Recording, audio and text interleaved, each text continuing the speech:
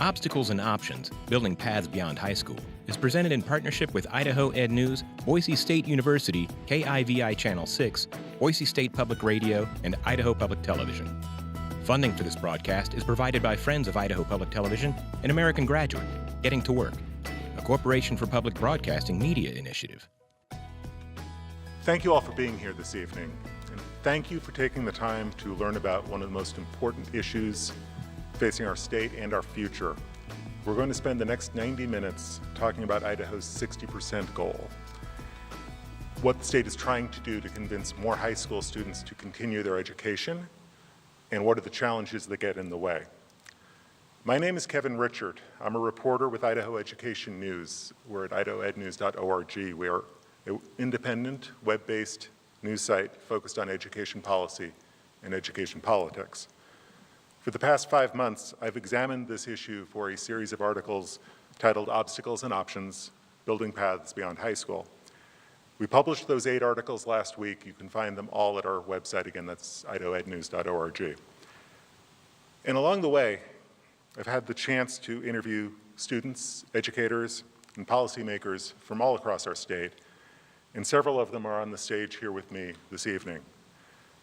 I'm really thrilled about the panel we have here this evening. These are folks who live this issue, they're passionate, they're articulate, and I can't wait to get started and let them do the talking. But let me introduce them all to you, and I'm going to start on my left and work my way over. Manuel Garcia comes to us from Twin Falls. He's in his 2nd year at the College of Southern Idaho, where he serves on the Student Senate, and he plans to pursue an MBA. Sonia Alavis is an award-winning teacher from here in Boise. She teaches at Garfield Elementary School, which is one of the city's most diverse schools. Will Overgaard comes to us from Weiser. He's the superintendent of the Weiser School District.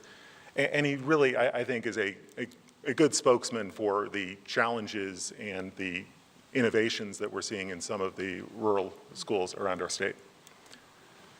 Monse Stark comes to us from Moscow. She is with the University of Idaho as Associate Director for Multicultural Admissions. So she's active in student recruiting and student outreach. I'll move to the other side. Debbie Critchfield is a member of the State Board of Education. She's also a spokeswoman for the Cassia County School District, so she's going to wear 2 hats here this evening. Tony Rourke is the interim provost here at Boise State University, and he also serves as the vice president for academic affairs.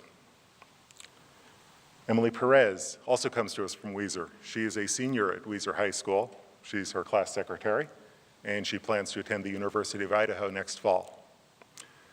And last but not least is Candy Turley Ames, who comes to us from Pocatello. She is the dean of Idaho State University's College of Arts and Letters, and she's been active in trying to recruit rural students. Help me welcome these fine panelists.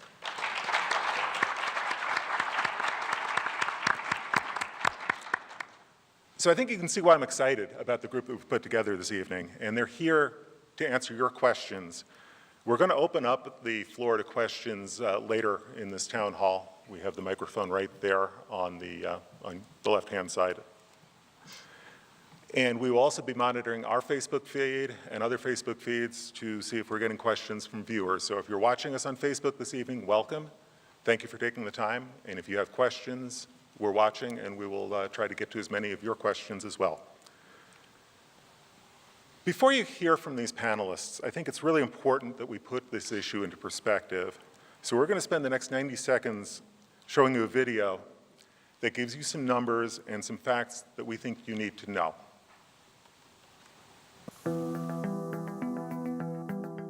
Idaho leaders want 60% of young adults to hold a college degree or professional certificate.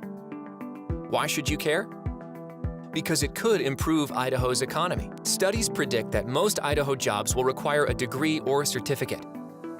After 7 years and $133 million in taxpayer spending, Idaho is unable to convince more high school graduates to continue their education. There are a handful of obstacles. Poverty is the biggest obstacle to obtaining a degree. About half of Idaho students qualify for free or reduced-price lunch, a measure of poverty, and Idaho's median household income ranks number 41 in the nation. Idaho's high school graduation rates rank among the worst in the nation, and they are even lower for Hispanic students and those who live in poverty.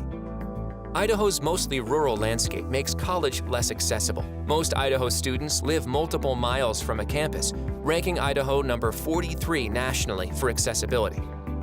When you consider all adults, very few Hispanics hold a college degree, ranking Idaho last in the nation.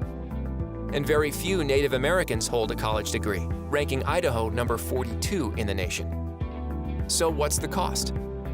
Taxpayers have helped. Over the past 5 years, Idaho has spent millions on a variety of programs to encourage high school graduates to continue their education. And with financial aid figured in, college is relatively affordable in Idaho. Still, most Idaho college graduates leave school with debt at rates that are among the highest in the West. Okay. Debbie, I'm going to start with you as a member of the State Board. These are the numbers and realities that you've been wrestling with as a panel for several years.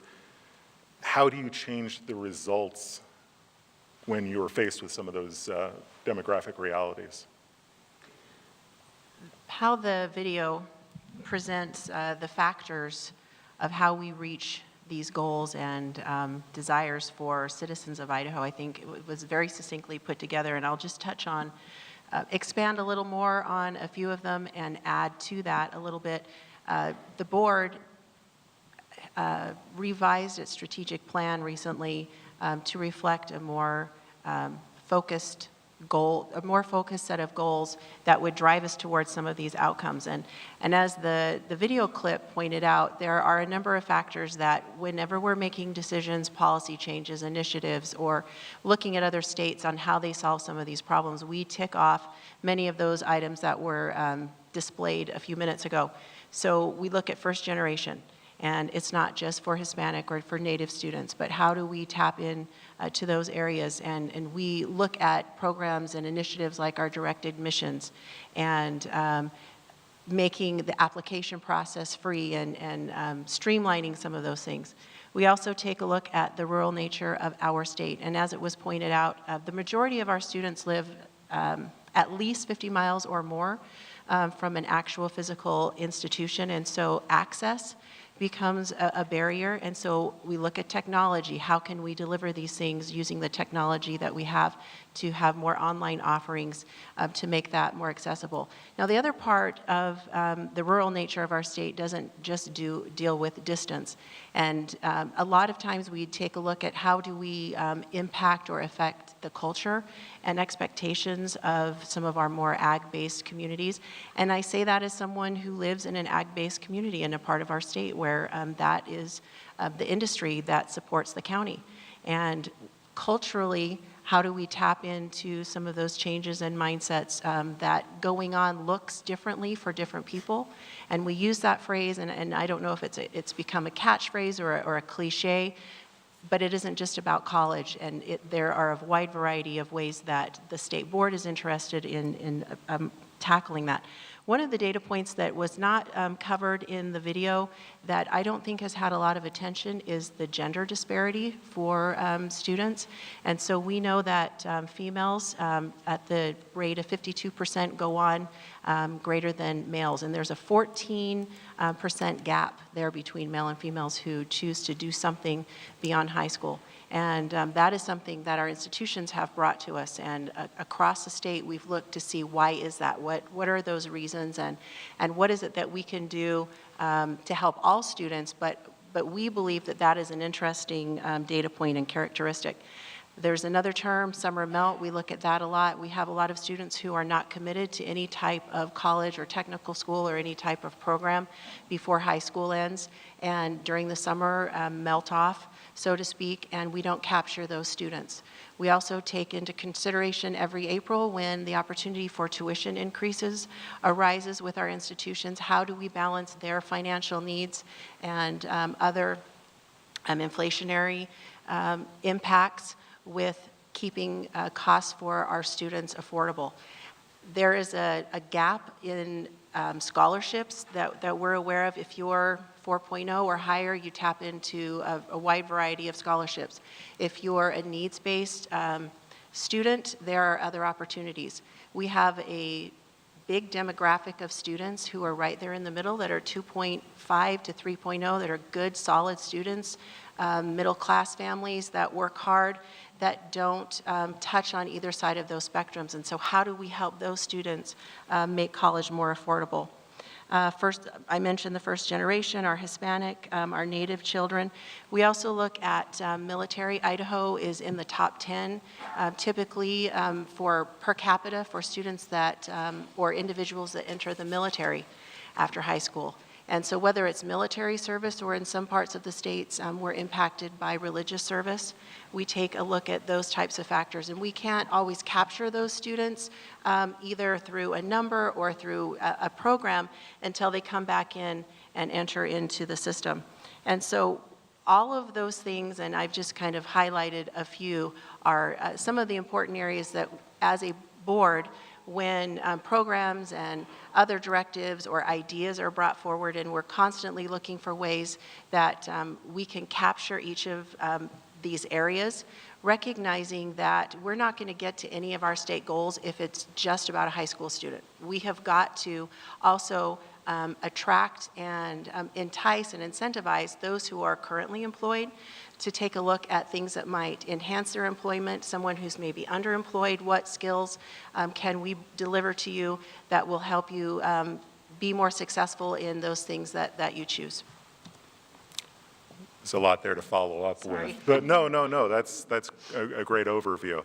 I want to turn to you, Will, as a superintendent in a rural district. When we talked about this a few months ago, you face a lot of the demographics that we're talking about in that video. You're kind of a microcosm in some ways, but the economics really struck me, that there really aren't many jobs in Weiser that require a college education, and there really aren't many families that can afford to make that jump right away. So how do you articulate the goal beyond high school, knowing that college may not be the option for a lot of your students? All right. Thanks, Kevin. Let me, for the audience's sake, just kind of give you a little bit of quick demographics.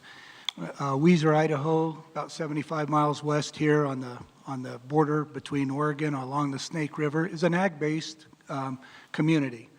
About 5,500 in population. It's been that way forever.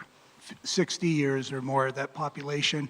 And it's not that, people move in, people move out. So it's variable, but it's always been that. The high school's always had about 1,500 kids, and it's always been that way. But in Weiser, 50% of our kids are on free and reduced lunch, so there is a high degree of poverty. We have only 11% of the adults aged 25 and older that live in the Weiser city limits have a college degree. If you expand that to include the county, it grows to about 15%. Some of those farmers and ranchers that live outside the city limits are college-educated farmers and ranchers. But it's that culture, that expectation is not really built into the demographics. About a third of our population are Hispanics, and you saw what some of the results of the poor go-on rates for those. Although I'm proud to say that I think some of that's changing, especially in our district. You're going to hear from Emily here, who's a wonderful example of a gal committed to going on and further education when neither of her parents are college educated. And she's made the decision to go on and do that. And we have a number of kids who have done that. The average or the median family income, and I feel like you probably all know measures of central tendency and no median's the middle, but I always like to say half of the families are below the median. That's why it's the median. It's $31,000. That's family income. And so it makes it difficult for those families to even think about assuming the kind of debt it might take in spite of scholarships or grants. A Pell Grant will get you $6,000 if you're eligible, and that doesn't even cover the cost of tuition at one of our four-year institutions, let alone having to leave Weiser and travel and live and pay your own expenses, et cetera. So that concerns a lot of families. about taking on that risk and that debt. But I'm proud to say, though, that we still get, in spite of those demographics, our high school staff, our high school administrations made a real concerted effort to provide as many opportunities for kids as possible. So we have a college career counselor who works closely with all our kids. We have a Gear Up program. That's gaining early awareness and readiness for undergraduate programs. It's a federally funded program. And our Gear Up coordinator actually works with a cohort of middle school kids and follows them for 6 years until they graduate. And all those kids are eligible for a Gear Up scholarship upon graduation. And we offer, besides that sort of college preparedness emphasis on part of our counselors, we also have dual credit courses taught by our own staff, quite a number of them actually, and over half our seniors are currently enrolled in a dual credit class. It could be calculus, it could be English 101, it could be environmental science. I mean, these aren't communications, these are all college level courses taught by our staff. We have 5 career and technical programs in our high school. Kids can study ag science, auto mechanics, the construction trades, health occupations, and we're now trying to expand and offer kids an opportunity to work on apprenticeships in the trades.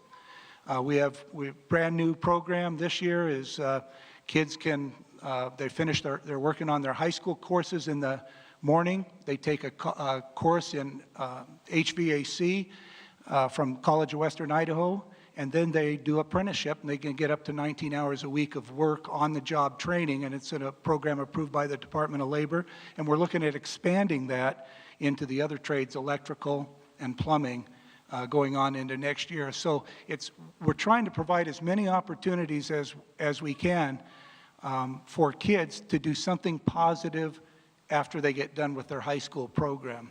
And one last thing to say is we like to talk about positive placement. We really don't have much other than encouraging kids and helping them prepare for what they do upon graduation. But the go-on rates will be measured by what they do when they're 25 to 34 years old.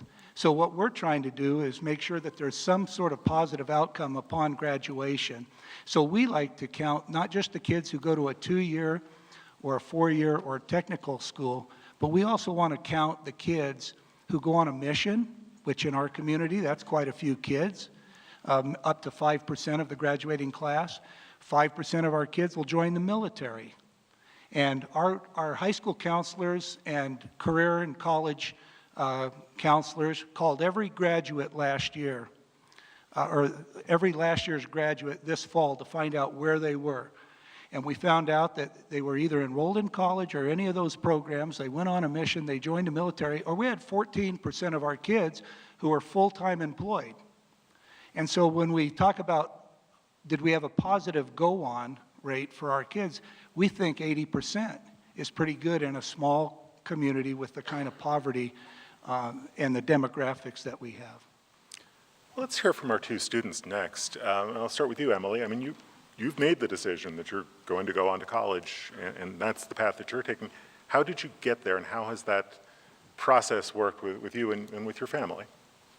Well, I always knew that I really wanted to go on and I wanted to go to college, but it was always something that was expected of me, and I think that my parents set up a really good expectation for me, and they really pushed me hard to do what I wanted to do and support me no matter what. And especially I think seeing my siblings going on to college and doing, getting their careers, it was kind of, inspiring to me, and I wanted to do that too. But I think that throughout school that I always knew that I wanted to go. I wanted to do something big with my life, and I knew that I wanted to be successful, and I knew that I had to work hard to get what I wanted, and I want to go to college, and I want to, do big things.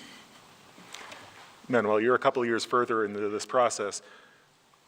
Was there a turning point, or was there an aha moment for you where you decided, I'm going to do this, I'm going to be a first-generation student, and you do you think of it in those terms, or do you just think of it as something that you feel you want to do? And So for me, it was kind of just like Emily said. I was a first-generation student, college student, and looking at it, I had no inspiration, no one in my family to look up to, and I had younger siblings who, they're growing up, and for me, it was kind of I wanted to do something bigger.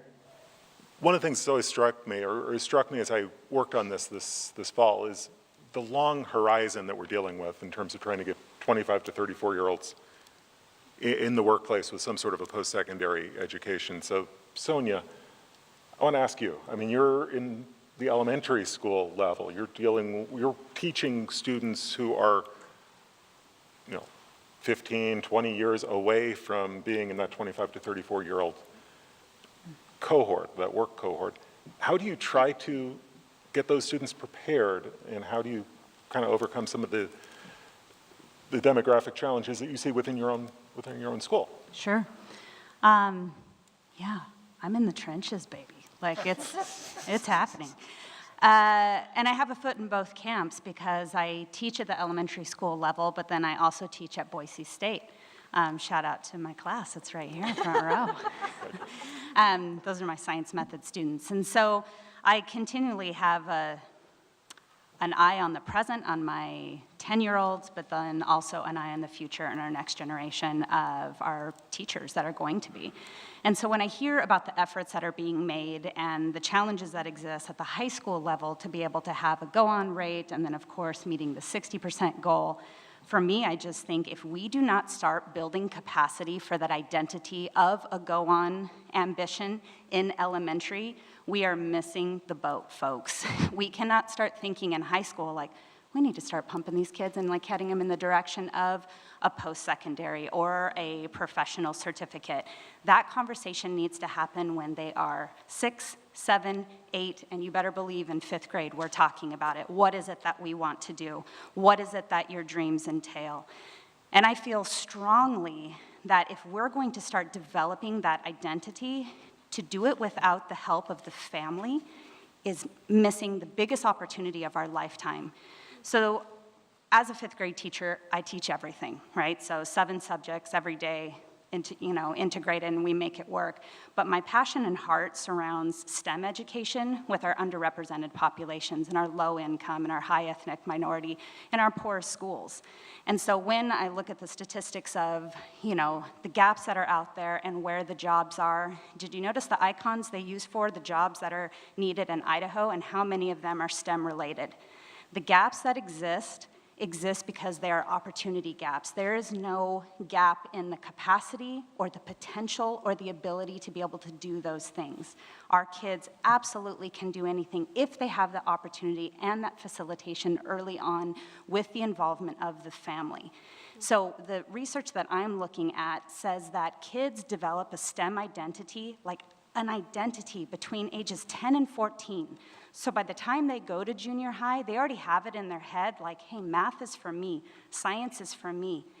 And intuitively, they would have it in their head, hey, college is for me, already by the time they're going into that junior high setting.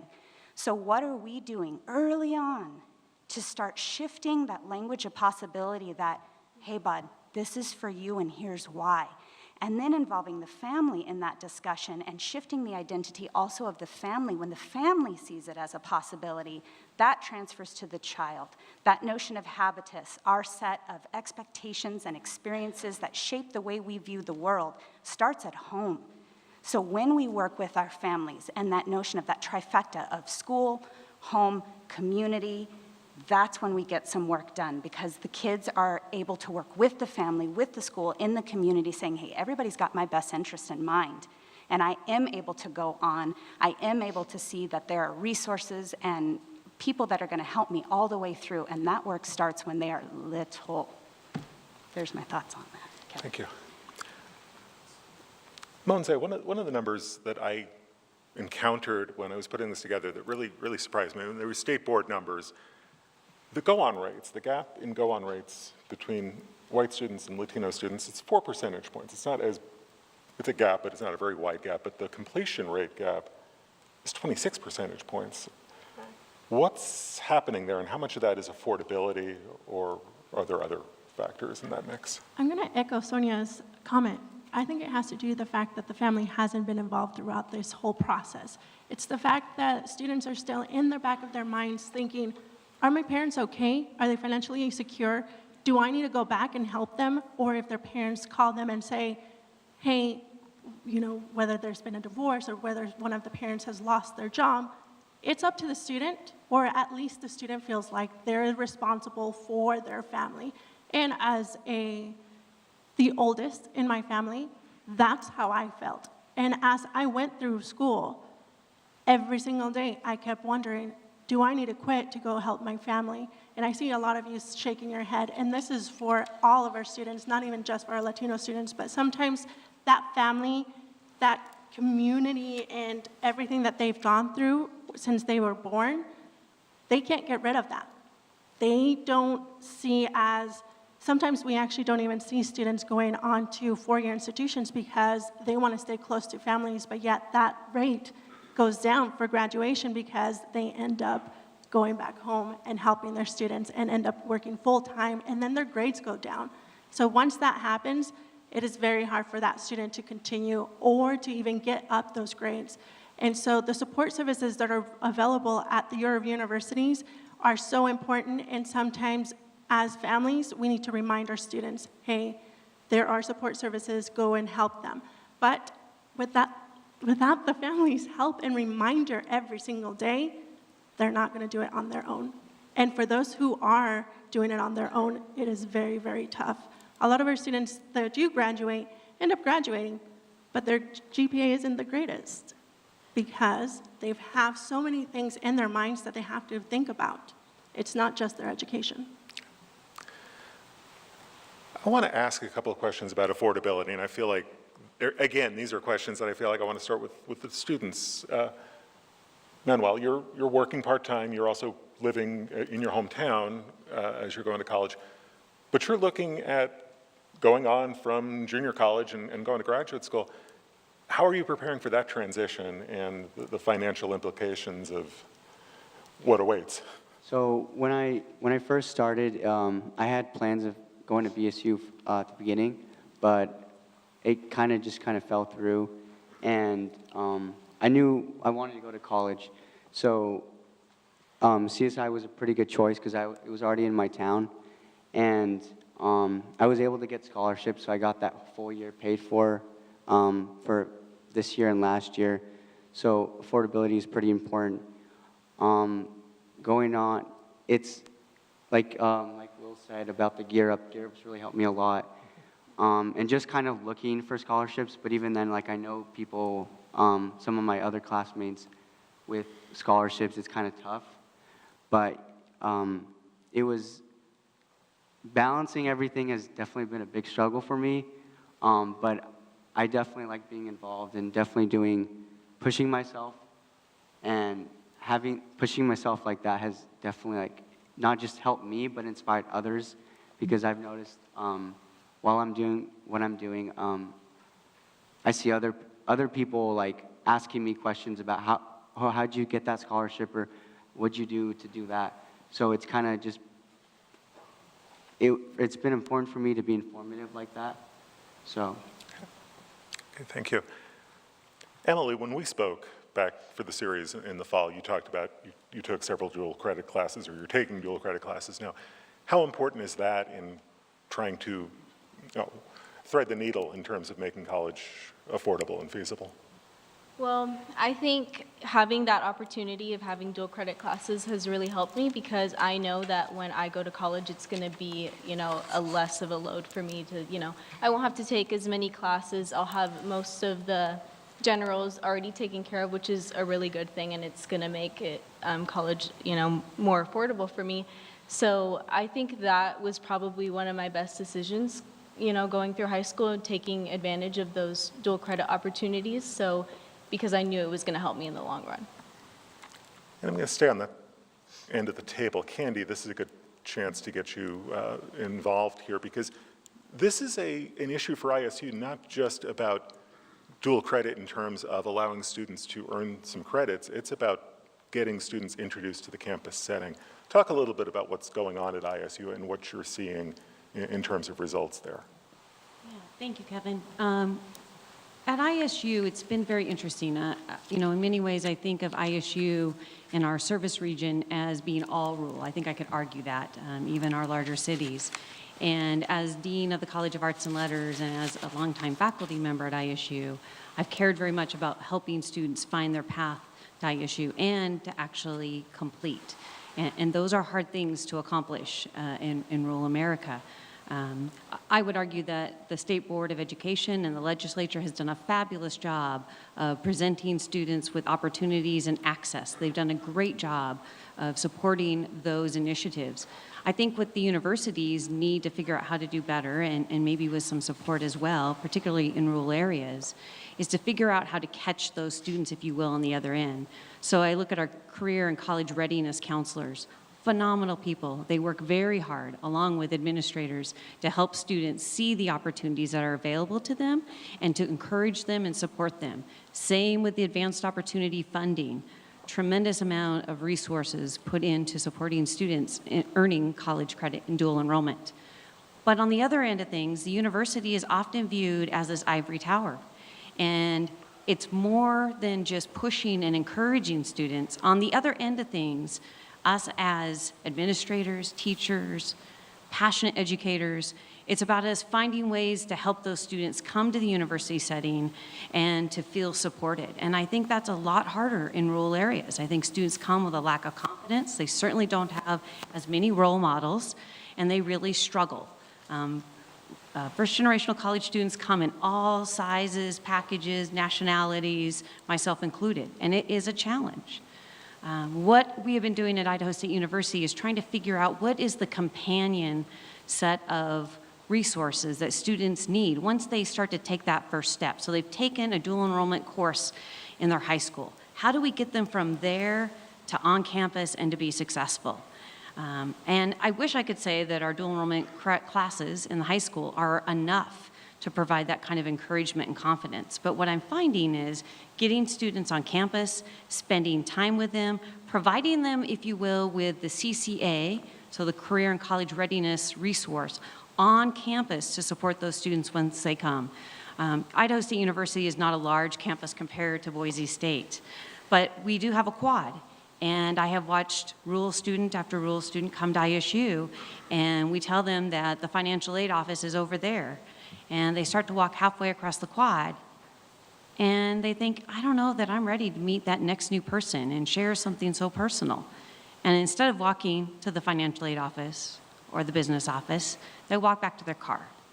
So it has been my passion to make sure that those students don't leave campus once they come, and that we find a way to support them as they make all of these decisions. So we've created a series of programs, one where our faculty are spending more time in the high schools developing relationships with students, parents, administrators, and that seems to be helping us. We have some wonderful data that show that that's indeed the case. And our high school teachers should be our biggest advocates and our partners in this. So we've been doing that. We've also been working on scholarships that target those students who are ready for college but may not necessarily be the National Merit Scholar, right? And we've also been working very hard about getting students on campus, particularly our minority students, on campus to do their dual enrollment credits with faculty at ISU. So they have a relationship with a mentor on campus. So a lot of what the state is spending is predicated on trying to get students onto the campus, whether it's the dual credit classes or scholarship funding or college and career advisors at the high school level. But let's talk a little bit about when the students get onto the campus and keeping students on track and on schedule. And Tony, I want to go to you about this, about the retention front. I mean, what are you doing at Boise State? I know there are a lot of innovative programs at Boise State on the retention front, and are they specifically done with first-generation students or rural students or students from low-income backgrounds? Or are they done with those students in mind? Thanks, Kevin. Yes. they are done with those target populations in mind, and it seems to me that we probably want to divide some of the typical academic challenges that all students face, but maybe some students feel more acutely than others. And those we've found are often associated with underpreparedness. We do have a very robust dual career program and offerings in Idaho, and students are taking advantage of those. But despite the fact that these courses that are offered, at least in our delivery model, these courses that are offered in the high school are academically equivalent to the course that's offered here on campus, the setting really is entirely different. And if you were to walk into a high school building, you'd be very hard-pressed to distinguish the dual credit classrooms from the sort of traditional classrooms. And so that social setting really makes quite a difference. So when a student arrives on campus and may have accumulated some dual credits and therefore has banked some credits and is that much closer to the finish line, they may not be emotionally or socially prepared to adjust their weekly schedule and wrap their mind around attending class just 2 or 3 times a week and having the kind of freedom and responsibility that comes with that less structured schedule than they have in the high school, where they're going to class every day, just like every other class. So getting back to the academically underprepared aspect of that, many students come to us with ideas about being an educator, or being an engineer, going on into med school. These are fantastic. We do not have any kinds of hurdles, artificial hurdles that would prevent a student who has those goals from achieving those. It's common, I would say, for a number of universities, especially very selective ones, to screen students and say, if you don't have a certain test score, if you don't have a certain GPA, if you don't perform up to certain standards here on campus, you'll have to choose another major. We can't support you in achieving your goal of becoming an engineer. So we do have students who are coming to us whose preparation in mathematics is not at the calculus level. They're not calculus ready. They haven't taken calculus in high school. And what we found was that for those students, it was often precisely the so-called remediation courses that would serve as an impediment for them making progress. And it wasn't that the students aren't capable, and it wasn't that the curriculum wasn't structured in a way that they could make it through. It was the very notion of a remedial course becomes a significant psychological impediment to being successful. It essentially signals to the student, you're incapable of doing this. So even though our practice and our overt language was inclusive and welcoming and encouraging and supportive, the curricular structure was not sending that same message. And so one of the initiatives that's coming out of the State Board office, and one that we really support and think we've made some progress in, is what we call co-remediation. And so instead of segregating students and placing them in a course that has a number like 090, it's not a 100 level course, so even the number has a stigma attached to it, not giving them any credit for it, because it's not a college course after all, that's the traditional thinking, and maybe even charging them extra money for taking it, we've said that isn't going to work anymore. It clearly doesn't work. It is demonstrably a failure, actually, in helping students to progress through our curriculum. So instead, why don't we think about those aspects of the course that we would have had them take under the old model and see if we can't incorporate that into a proper introductory course for engineers, let's say, so that they're actually getting that content, that training, and that mindset simultaneously with the material that we might have judged them to be unprepared for. And as it turns out, students are wildly successful when you give them this opportunity. And it's actually sort of surprising if you think about it a priori that a student who, on paper at any rate, is not prepared to be successful in a particular course will be successful in that course, provided that you have some additional adjunct form of support and challenge, actually. So it's putting the student to the challenge and putting the challenge to the student. The social life and the student life aspects are huge. Candy, I think, had it exactly right, that just living on a campus and trying to understand the bureaucratic machinery can be overwhelming for any student coming to a campus, particularly if you are from outside a metropolitan area. All of a sudden you're kind of plunked down on a campus that has a bunch of buildings with acronym names that mean nothing to you, and you don't know what a bursar is, and who does, how are you supposed to navigate your way through this? And so we're moving towards a model where we have academic coaches. We need advisors. We need students to sit down with experts about a catalog and who can listen to students and understand their aspirations, their goals, their background, and help them, define a path forward through the curriculum to their chosen degree. But we need someone who can do that and help the student make it to the financial aid office and help the student find employment on campus or off campus and figure out what kind of student groups might be appropriate. And if they don't live on campus, think about those opportunities to engage with their peers in ways that are possible and meaningful such that they actually feel like they belong on campus. And that's a very difficult challenge. I don't propose that we have solved that challenge yet. Okay, thank you. We've spent a lot of time talking about college and going on to college, but the 60% goal is not that simple, and it's much more inclusive than college. It involves professional certificates and CTE. So I want to segue into that a little bit, and I want to start with you, Will, about how you see that in the continuum, as you talked about before, about trying to make sure that students have good outcomes, whatever those outcomes are, in whatever form. Talk a little bit about how CTE fits into that and maybe some of the obstacles a rural district faces in providing CTE. Thanks, Kevin. I want to start by recognizing and thanking, Debbie and the state board and also the legislature for putting money into college and career readiness initiatives. There's more discussion about going on and what your possibilities are after high school throughout the state now than there ever has been. So we appreciate that across the state as administrators. And Kevin, you mentioned it in your series that it's not going to happen in all likelihood by 2025. It's a long-term goal, and it's just this continued development of a new culture. And Sonia alluded to that. It starts with the elementary kids, and Tony says they need programs to help kids make that transition into the university setting. And it's a little bit of all that. Our goal is to make sure that every kid, we meet with every student.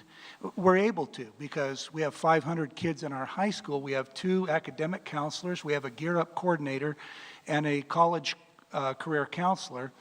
And our 2 administrators meet with every student every year and talk about their 4-year plan, talk about what they've accomplished, what their goals are, if it's changing, to give them some advice on kinds of courses they might consider.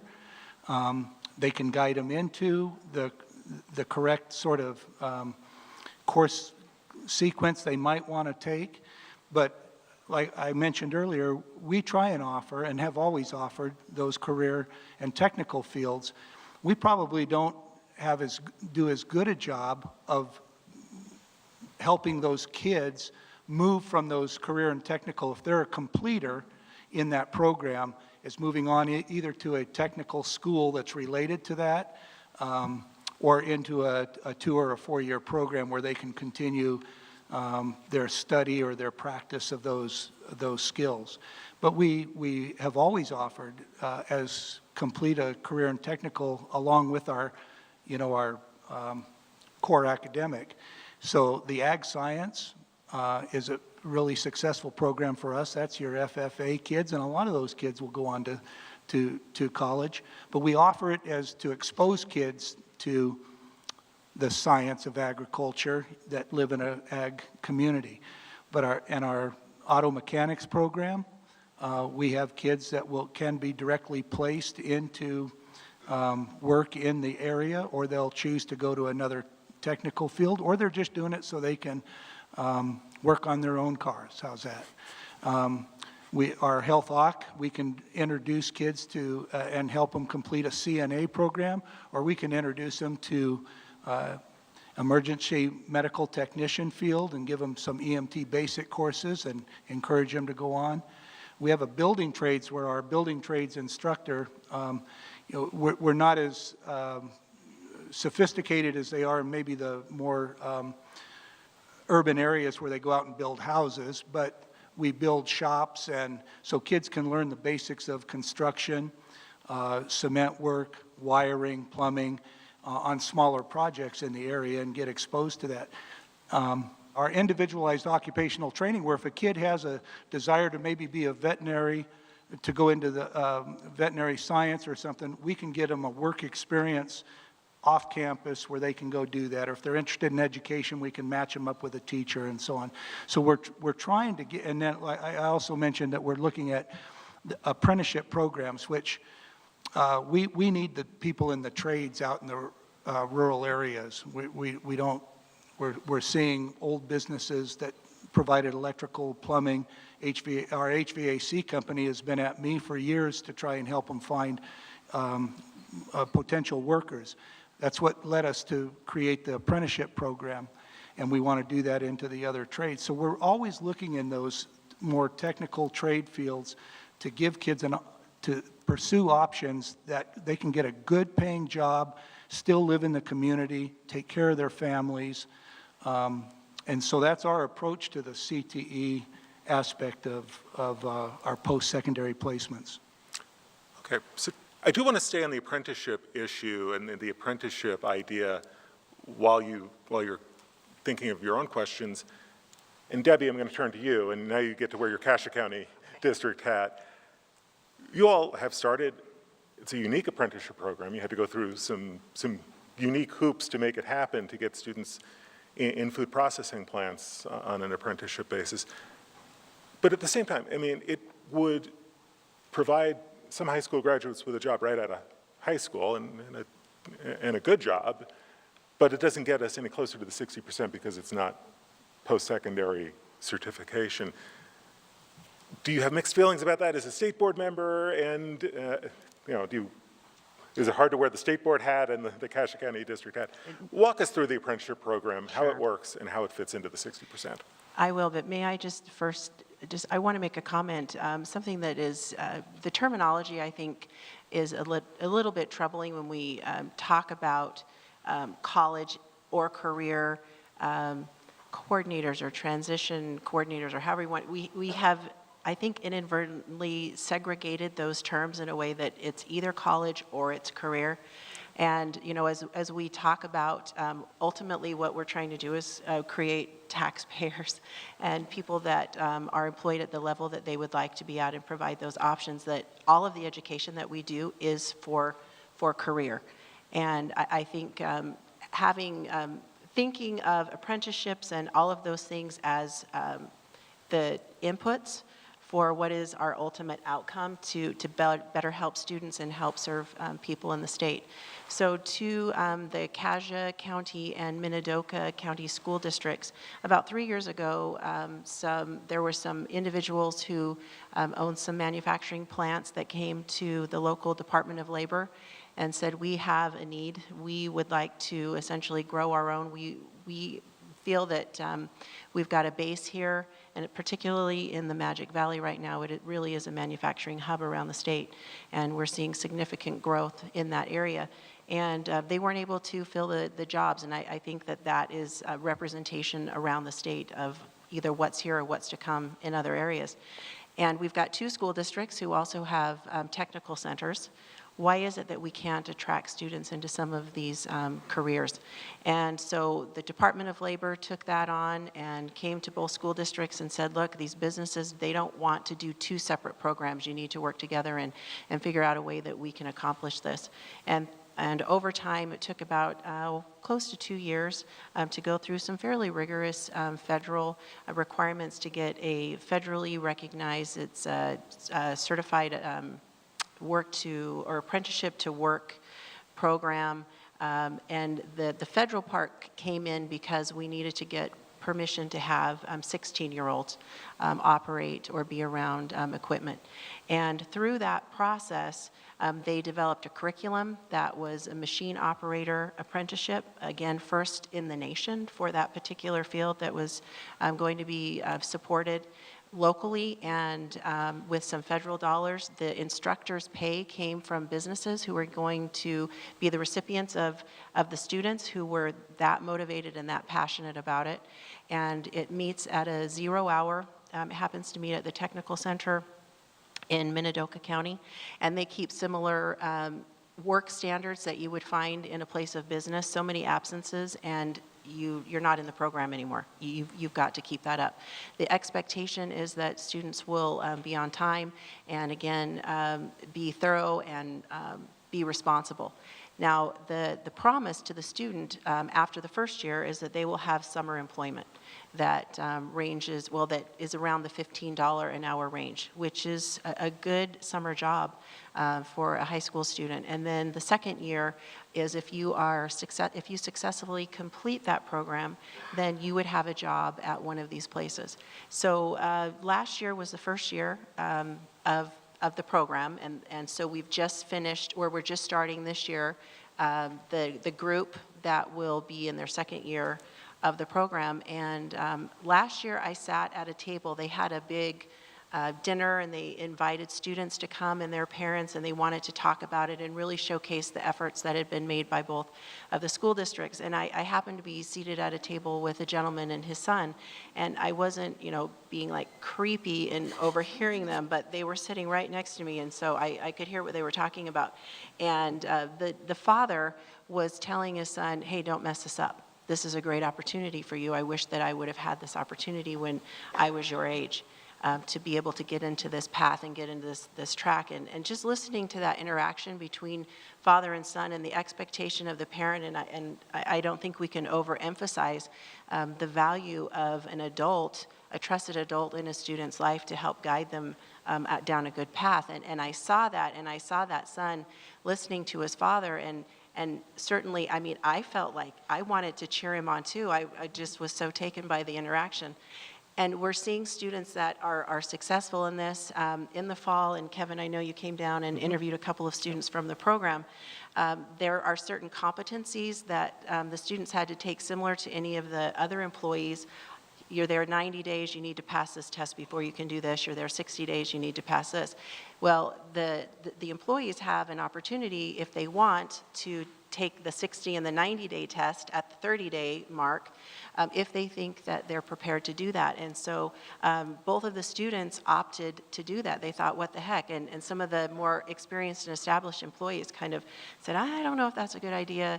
You might want to wait until you've been here a little bit longer. And they were very enthusiastic and felt good about themselves. And anyway, they both reported that they had passed all the competencies leading up, that they needed for that whole year within the first few weeks of being at the school. And so they felt or being at work. So they felt as though the program and the training and the curriculum, all of those things were there to support the student. Okay. Well, let's start with some questions from the audience. I think we have an audience member who's been waiting to ask a question. Go right ahead. So earlier there was a claim made that there's not obstacles in place keeping students from getting their degree. Well, I'm a student in the College of Ed, and I've been accepted into the education program, but before I could do that, I had to pay an application fee to get into the program. Before I could do that, I had to spend hundreds of dollars on praxis exams to be able to get into the program. I even had to do an interview where I was denied the first time because my answers were too rigid for the board. I've had colleagues, friends, who have been told that they didn't get in because their answers weren't passionate enough. So I guess my question is, with all of these things that we have to do to get in, those are hurdles that we have to overcome. I spent $600 taking praxis exams this year on top of tuition, which I pay out of pocket working part-time. And I am one of those students who lives 50 miles away from campus. I commute to Boise 3 days a week, sometimes 5, depending on when classes are offered. So what is being done about eliminating these hurdles that aren't there to begin with? I think that's a good question for you, Tony. I think that's to me. Oh, thank you.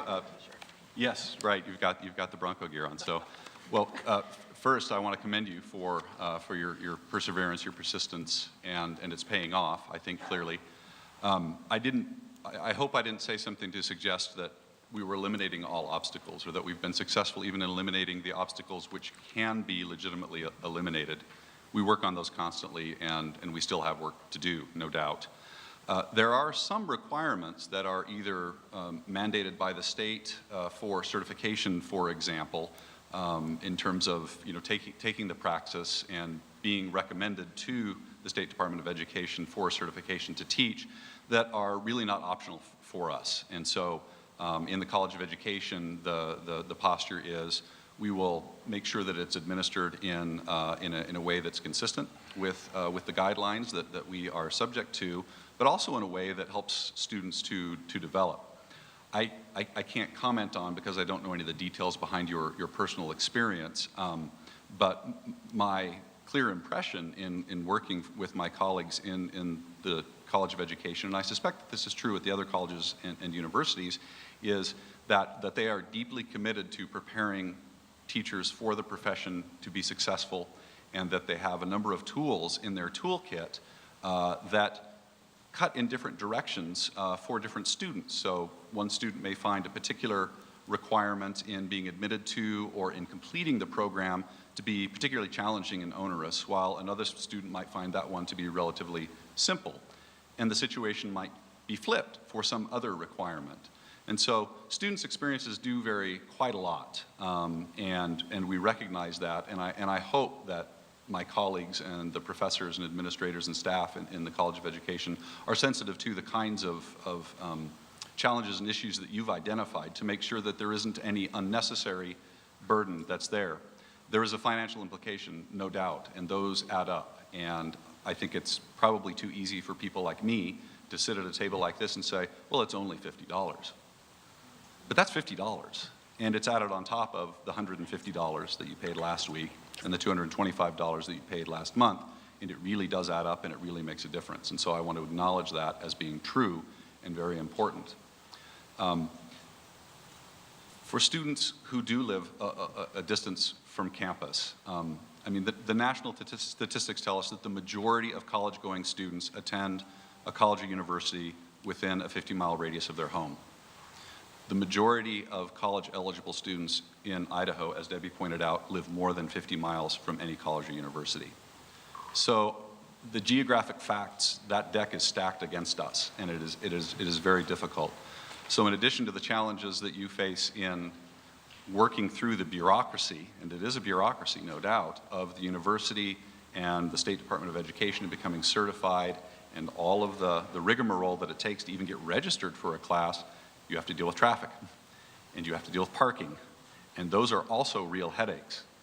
So from my perspective, I have an obligation to kind of understand how all of these pieces fit together and to think about where are the opportunities for us to reduce the friction. It can't go away completely, but can we be purposeful about where we don't have any option, either because it's a state requirement or a federal requirement, or genuinely in students' best interest that we have some particular standard that has to be met, and where are we just sort of shooting ourselves in the foot and making things unnecessarily difficult for our students? I have no doubt that we do that, and I have pretty clear ideas about where we need to improve on that. I'm sure that there are areas where we do that that are outside my field of view and that I'm just ignorant of. I need to understand those and work with colleagues and likewise across institutions with the state board as well as on this individual campus to reduce the friction where we can. Debbie, you wanted to add? This is a theme that we have heard, particularly over this last year. The executive board of the state board, and one of those members is here tonight, Dave Hill, sitting in the audience. We have been meeting every other board meeting with the college and university presidencies, their presidents and their councils. And tuition seems to be something that everyone's like, yeah, this is what I pay for tuition, but you're killing me with fees. And so we've heard that loud and clear. And then on top of fees, textbooks are another thing that we hear all the time. You're killing us with textbooks that, the course is this much, or we pay this much in tuition, and then you're adding the fee, and then you're adding the cost of the textbook on top of that. And so we're looking at how can we, when we approve programs, what's the associated fee? Does it make sense? And if it doesn't, we don't approve it. And then we're also mandating, in a soft mandate, that sounds bad. We're gently suggesting to our universities and colleges that they look at open educational resources, that there are things that are available out there that are free. And so that we ease the burden for students financially, pay the tuition. There are some expectations for, some fees, some certifications, particularly with education and other fields that you have to take. But let's be reasonable in our approach so that we're not killing our students off once they get there. Yay, we're so glad that you're here, and now we're going to bury you with a lot of red tape and a lot of extra money. We're trying to get away from that. I might also add to that with online education. I think we've worked really hard in the state, at least I know we have at ISU and I'm sure at our sister institutions, to create more online opportunities. I think the one thing we have to think about very carefully is making sure that we have educated students about how to make good choices about those online opportunities, and recognizing that probably students today are not taking classes all in seat or online, but it's really some kind of combination that might ease a little bit of that burden. Thank you. Hi, thanks for putting this on. I know we're talking about building paths beyond high school, but given that children who are not literate by 4th grade end up really never catching up, and given the evidence that especially for disadvantaged children, pre-K provides myriad benefits for their success and the success of the whole community. Do you foresee offering a pre-K program that would be public and therefore free to the public? And if so, how would you see that funded? Maybe Debbie or anyone who would like to answer. Who wants to talk about pre-K? Let me give you sort of the rural school district response to that sort of issue. We would love, I think, and I know a number of superintendents would love to see full-time kindergarten funded before we go down and reach down into preschool. Now, some districts have the resources to either their local taxpayers are paying supplemental funds to provide it, or they found a way to do it.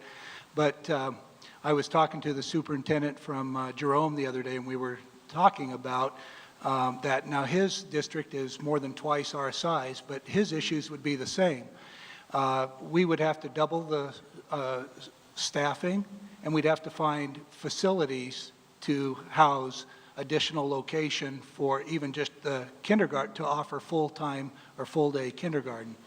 What he does in his district is similar to what we do. Is as kids start kindergarten, we find out that they are not progressing at a quick enough pace or with their peers, we will invite some of those kids, a small number of them, to attend the alternate session, which increases the class size for that kindergarten teacher, but as long as we stay under 20 and can keep it at about 18, our teachers are okay with that. So we try and target those kids, and they're doing that in Jerome as well. And then after a period of time, if they show progress, they'll move those kids out and take the next kids who might benefit from that. But from a realistic standpoint, we would really like to see full-time kindergarten as opposed before we get into pre-K. I will tell you, we built a new early childhood resource center 2 years ago, and we brought our special ed kids and our special ed preschool kids and all of our primary grade special ed kids under the same roof. They were in an outbuilding. We brought them under the same roof as our other primary age kids, and we took that outbuilding and we donated it, or we're allowing Head Start to access that, and they are a preschool program, because our kids in Weiser for about the last 6 years for preschool were being put on buses and transported to Payette 15 miles away. 3- and 4-year-olds, believe that or not. So we now can offer Head Start in our facility because we were able to add on to our existing facility to serve special ed kids. Pre-K, all full-day kindergarten? So I do think, as Will's pointed out, that there is a little bit of a pecking order for the funding there, and I think that he has explained very well some of the issues, the needs and desires that we've heard around the state. Last year, the state board with the State Department, we put out for, statewide for families, a free online, recognizing that that wasn't the silver bullet of, oh, look what, we put this out there and now we're done. We know that this is an important issue. Early education, readiness at every grade begins right at the beginning, and I know that we recognize that and appreciate that. We've had more as a board, that's the we I'm referring to, we have had more groups and individuals come to us and say, can we do some type of a hybrid? Can we leverage what's going on in communities and in other ways and do that? And the answer is yes. However, we know that others are looking for a more uniform and consistent statewide approach that does take in state funding. And with coming changes to K-12 funding, I don't know, and I know Wendy Harmon's here, and I'm not going to put her on the spot to explain that, if that allows some more flexibility within local budgets to provide some of those things if it's needed. However, I know that the conversation is to a point where state board members are being solicited to say, we need to have the conversation and we need to have some type of consensus on how we go and present to the legislature and to other policymakers on how we can really address this need that I think everyone recognizes as a need. How do we solve it? I think we have another question. Come on up. Hello, thank you. So as we're talking about programmatic shifts or reprioritization, the only constant is that a great deal of the responsibility for the outcomes is on the people who are on the ground, boots on the ground implementation. So what sort of resources, strategies, knowledge, in your experience, have been useful, or would you like to see coming from the people who are making the programmatic shifts and recommendations? Will?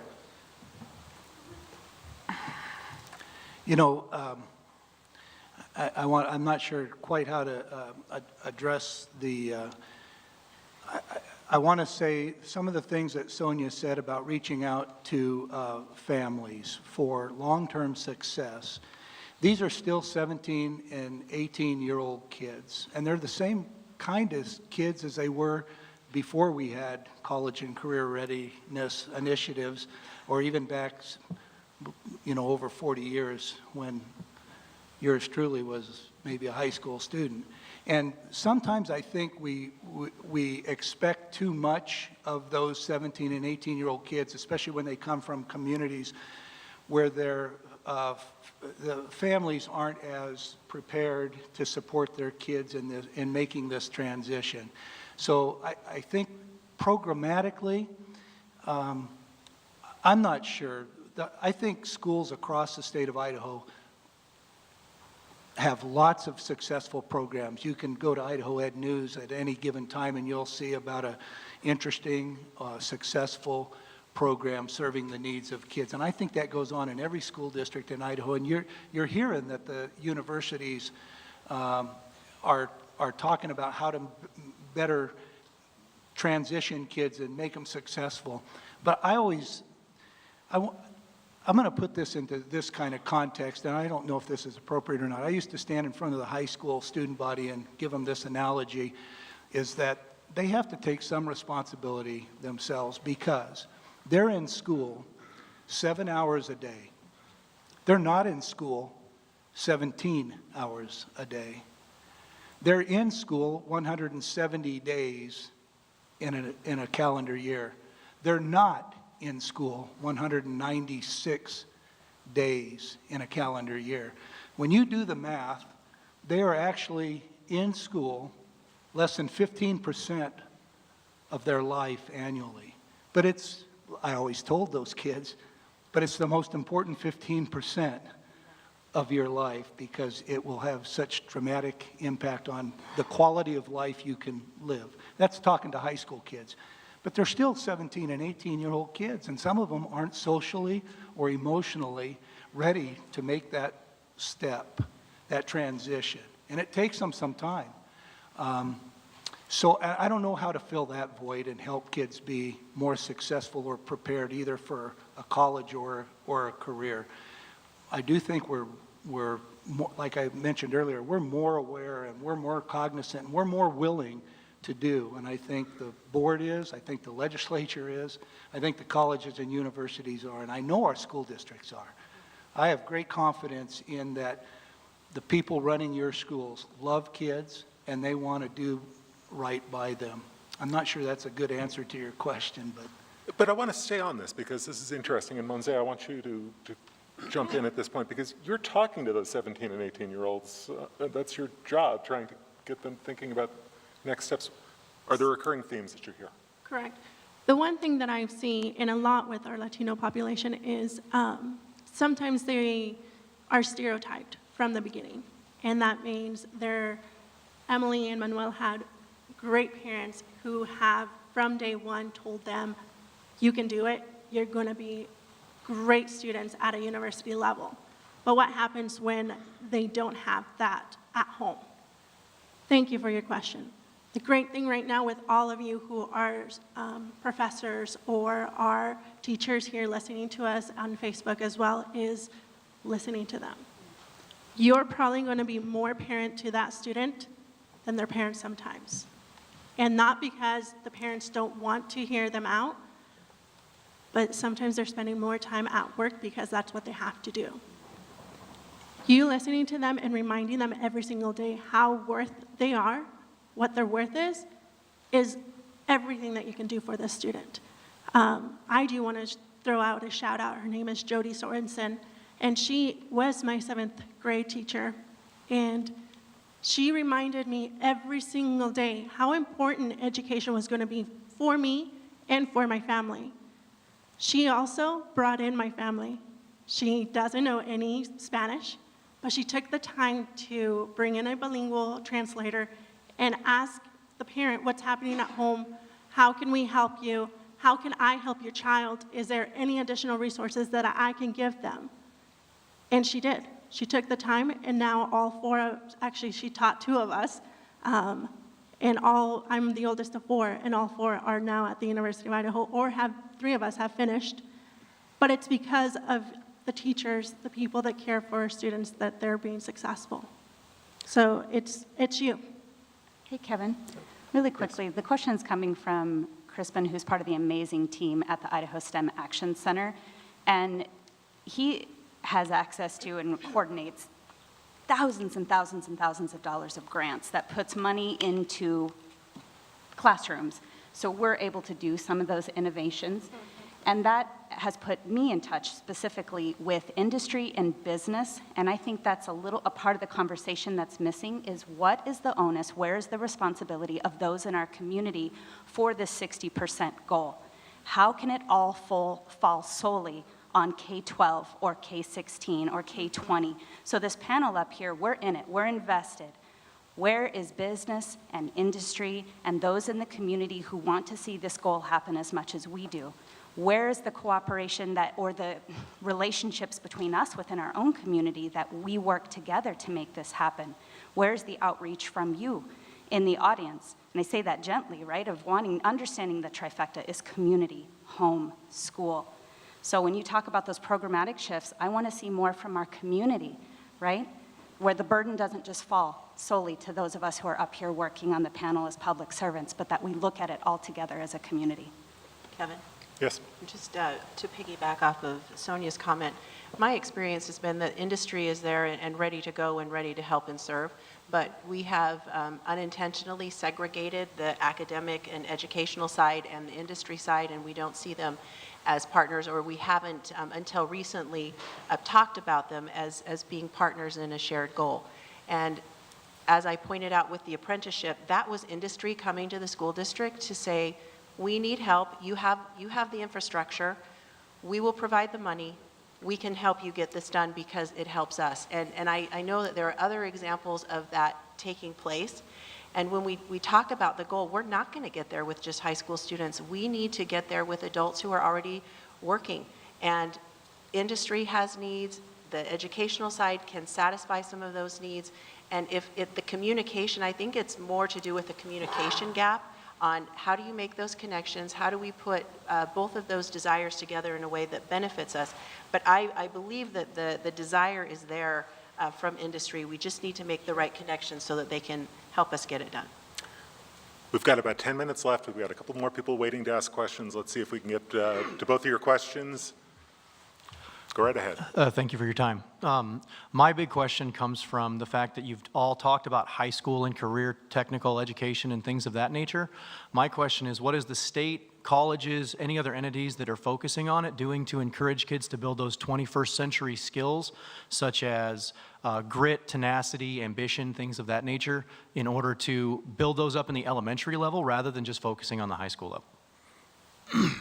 It's a good question. Who wants to jump in on this one? I could kick it off to say that the standards for each of the grades in K-12 have strands of those characteristics that you have pointed out. In fact, we look to incorporate some of the workforce standards that are younger grades to address some of those very things. I think the nature of some of the classes and courses that students take and how teachers interact with their students, they recognize that those are skills that are lacking in school. We don't wait for them to graduate and then employers say, wow, we wish you would have spent some more time on that. But those are areas that the state is interested in the spring when students, the grades 3 to 8 were given a student engagement survey. Those were a number of the questions we wanted to see from the students themselves, how they saw, do you give up, their perseverance, their grit, some of those things that you've pointed out, and what we know from teachers, and how do we then make policy decisions and funding decisions to help encourage some of those very things that you pointed out. I'd like to just jump in for a second. Our administrative team did a couple years ago, did a book study on mindset by Carol Dweck, and then each of our administrators went back to their own buildings and kind of spent some professional discussions on how do we work with kids and teach grit, perseverance, effort, and the difference between kids, the potential for more growth if we're teaching persistence and being able to cope with failure, et cetera. Interestingly enough, there was the president, Mitch Daniels, from the president of Purdue University, had an opinion piece in the Statesman over the weekend, and talking just about college application or admissions counselors, how they have to try and discern candidates, good candidates from candidates that may not be as successful, because he said that there's such great inflation right now across the country that 47% of the seniors graduating seniors in 2016 had A averages. And he said, but at the same time, college entrance exam scores are on decline. And he talked about it's getting harder for college admissions counselors to sort of discern then who will be potentially successful. He said, what we really need is a grit potential assessment. And I thought it was an interesting article, and interesting you would raise that question, because effort and learning to learn in the face of failure and to be open to growth, and knowing that persistence and achievement will come as a result of your tolerance for failure and relearning and hanging in there is an invaluable skill. And I appreciate the question. I'm just not sure that there's a, quote, plan, universally accepted plan for teaching grit, but it is that soft skill that distinguishes the really great ones from, just other potential students. Hey, Kevin, as the public educator, or the elementary educator on the panel, I do want to say that what's going on in the classroom does look different than it did 25 years ago, a generation ago. So inquiry-based models, project-based learning, really developing engineering projects. So I've got a flock of students right here that would rather eat their own arm than ask a yes-no question as an essential question to guide their unit. what we're doing at the College of Education to instill that, what are higher order questions? What are the problem-based, instruction that we can use in elementary? I mean, they were doing it with 7-year-olds, 8-year-olds, kindergarten, not giving the answers, making the kids struggle, supporting, providing scaffolds that they might come to the answer on their own, really designing and guiding inquiry at the youngest and earliest levels in our school. And it's there, it's coming, and I'm excited about the prospect of the future generation of teachers, the supports that are being provided in the districts now, and the funding that we have, and is more to come, that we are able to provide that higher learning. Thank you. And as a mom of a 5-year-old, going to a kindergarten class where these kids are now using the Galaxy goggles and being able to explore further beyond what we used to have, and my son can come in and now code, is crazy. It's mind-blowing to me. And things like that is what I would really like to see more in the rural schools, because I think that we're missing out on a lot.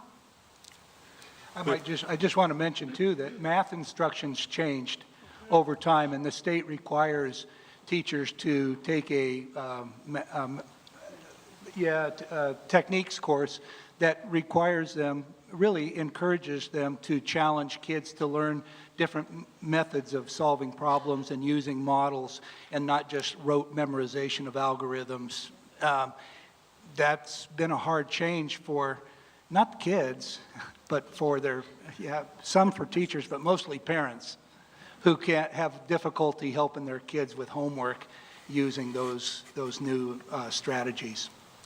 I know you have to wrap this up. Thank you, Kevin, and thank you, panel, for putting this on. I'm a 3 to 6-year-old teacher. I'm a Boise State Masters of Education grad, and I've taught at post-secondary and K through 12. And I had an interview with the granddaughter of Catherine and the Albertson Foundation in 2010 when GoingOn.org was just rolling out. And she was telling me all about GoOn.org and what it would be like and what we would do. And I said, we're missing the boat. We're putting all this money into Going On, but if you put it into the early childhood and you put it into your 3 to 6-year-olds, they're going to go on and do amazing things. You do need the money. You need the trifecta. You need the parents. You need the teachers. You need the community. And I think my question is really, why it's still taking us so long to get to a compulsory kindergarten, even kindergarten. I mean, and I'm teaching all those things that you said to 3-year-olds, and I'm asking them higher level questions, and they're getting it. So those kids are going to go on, but what makes me really sad is that it's a private school, and it's not for people that could do amazing things with it and go on. So. I do have to agree. So I do have to remind everyone that my son is at a charter school, so I do have to invest in my son's education.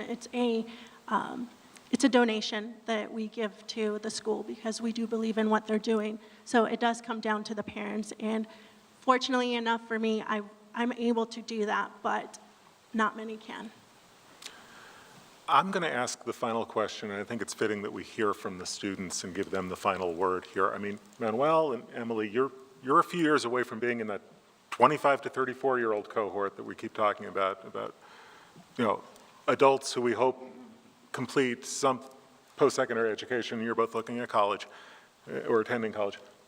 What are we not understanding about the world from where you see it, where you sit at your age?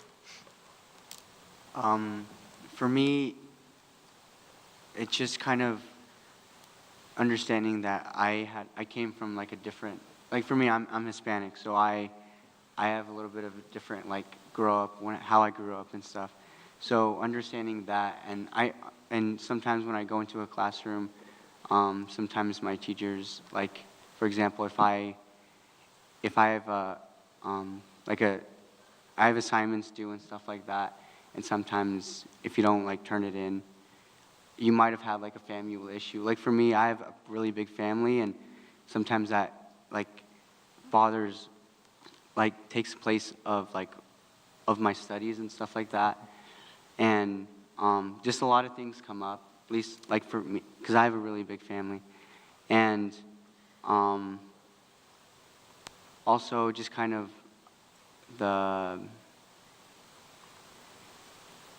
just kind of, for me at least, it's just the family issue, yeah. Okay. Emily, what are we missing here from your point of view? I think that, well, for me personally, what I've heard a lot tonight is, having that support system and, especially from your family and from your teachers and the people that are around you. So I think that may be something, because I know a lot of students, they probably don't have a family that really, supports them, or they feel like their teachers don't really care. And I feel like I've been lucky enough to, have a supporting family and have teachers and, have a school that really does care, and they'll help me if I need help. And so I think that maybe that's one thing, is having that support system is one of the most important things, and I think that's what a lot of students might be missing out on. We could do this for another 2 hours. This is a great panel. Please help me thank these folks for taking the time out to share their stories. This is a big issue, and it's a generational challenge. I think that comes through very clearly. So I hope the conversation continues from here. Thank you, and good night.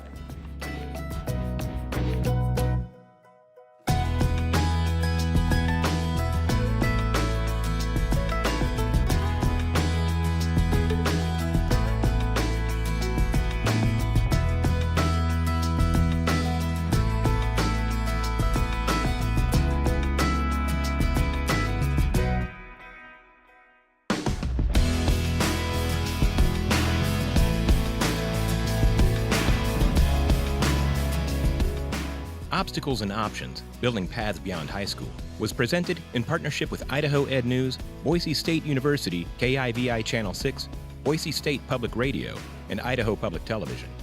Funding for this broadcast was provided by Friends of Idaho Public Television and American Graduate Getting to Work, a Corporation for Public Broadcasting Media initiative.